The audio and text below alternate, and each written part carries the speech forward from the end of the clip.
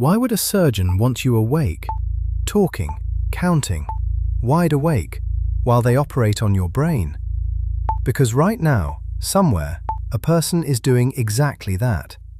Skull open, brain exposed, answering questions. Some of them are even playing a musical instrument. And it is not a mistake, and it is not a horror story. It is the safest way this particular operation can be done. I've spent 10 years in operating theatres in a UK children's hospital. Here's what actually happens. To understand why anyone would choose this, you have to start with a problem that sounds impossible. So, why be awake at all?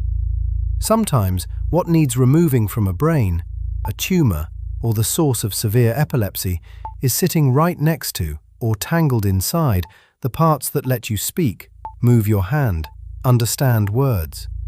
And there is no visible line between the thing that has to go and the part that is you. Under the surgeon's eyes, dangerous tissue and essential tissue can look exactly the same.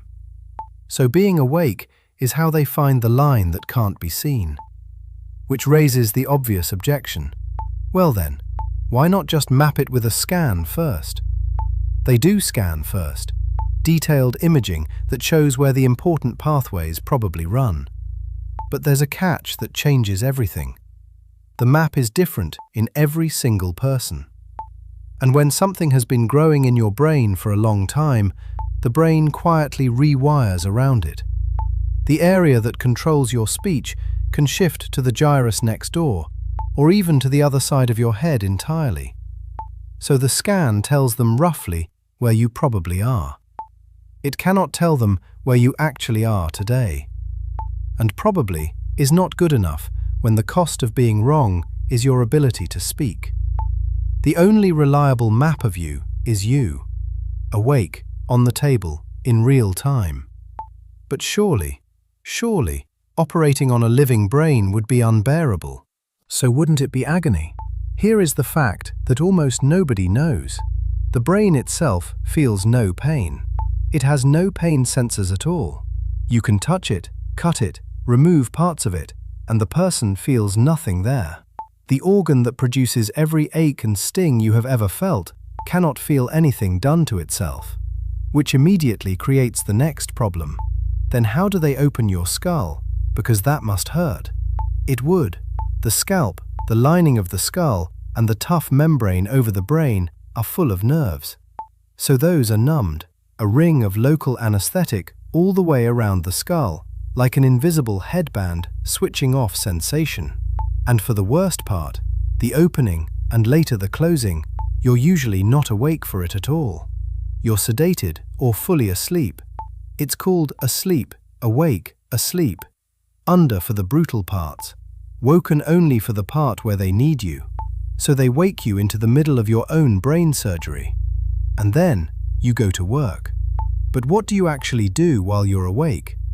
Someone sits right at your face, usually a speech therapist or a neuropsychologist whose entire job for those hours is you. They hold up cards. Name this picture. Count to 10. Read this line. Wiggle your fingers. And while you talk, the surgeon touches tiny points on your exposed brain with an electrode that briefly, harmlessly, interrupts whatever that spot does. The moment your words stumble, the moment you can't find the name of the thing on the card, they've found a place they must not cut. They mark it, and they map, point by point, the borders of you. This is why musicians are sometimes asked to play. A guitarist plays through their own brain surgery so the surgeon can watch, live, that the exact thread of them that makes music stays whole. Which leaves the question you've probably been holding this whole time. But what if something goes wrong? What if you panic while you're lying there awake? Touching the brain can occasionally set off a small seizure. The team expects it and stops it, often with something as simple as cold fluid on the surface. It's a known step, not an emergency. And if you're frightened, they can talk you down or deepen the sedation within seconds. You are never trapped in it. The door back to sleep is always open. And you are the most prepared patient in the building. You've met the team. You've practiced the tasks. You know exactly what will happen. One person's whole role is to sit at your head and mind you, not the operation. So, awake, comfortable, working through it. Which leaves the only thing that actually matters. Is being awake actually safer or just necessary? Safer. Genuinely, measurably safer. And this is the turn that makes sense of everything. The alternative is operating blind near those regions while you sleep, hoping the map is right.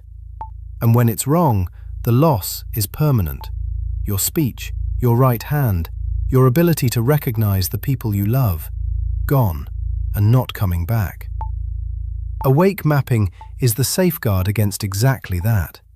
Because the surgeon can see in real time where your functions live, they can safely remove more of the dangerous thing while keeping more of you.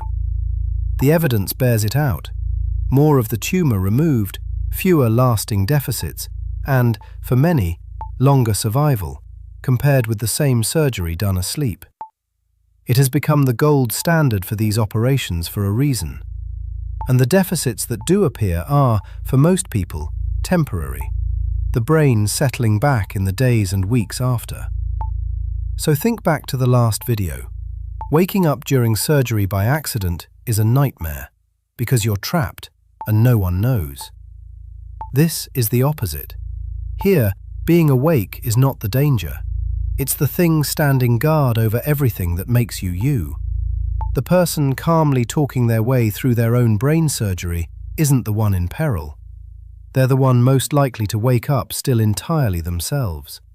You'd be awake, you'd be working, and that, precisely that, would be what keeps you whole.